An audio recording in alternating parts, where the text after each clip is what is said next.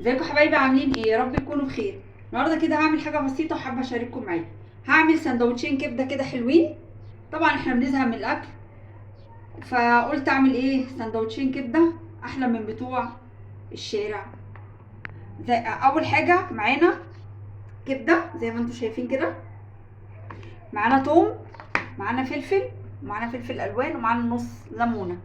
عندك فلفل اخضر بس حامي عادي، اي فلفل موجود عندي.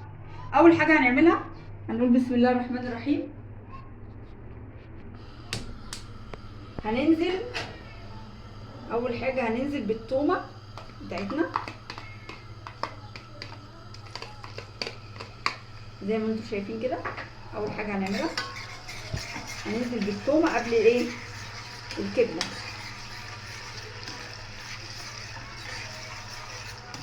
وطبعا ما تنسوش ما تغسلوش الكبده. لو غسلتوا الكبده هتلاقوا عليها زفاره. عصروا عليها ليمونه كامله بس. انتوا تعملوا الكبده دي عصروا عليها ايه؟ ليمونه زي ما انتم شايفين كده. هنعمل التومه بتاعتنا الجميله دي كده. بسم الله الرحمن الرحيم.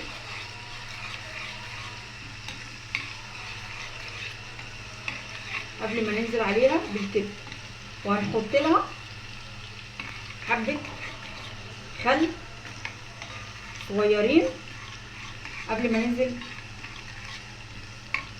وده السر اللي بتشموه بره وانتوا ماشيين في الشارع اما بيكون في عربيه كبده واقفه.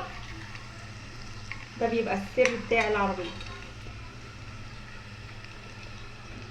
هننزل بندعك من الخل كده.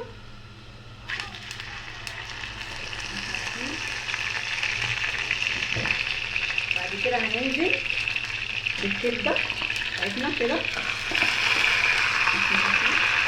قادره اقول لكم بقى على الريحه، نعملوها بس كده. طبعا الكبده لما تتشرب كده في التومه تبدا كده ايه؟ تاخد من التومه. اخر حاجه هنبقى نحطها ايه؟ الفلفل.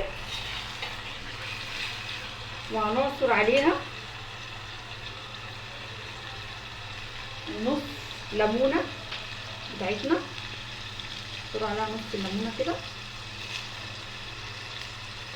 اهو. مش قادره اقول لكم بقى على الريحه. اعملوها بالطريقه دي وهتعجبكم. اجهزها حبايبي وارجع لكم.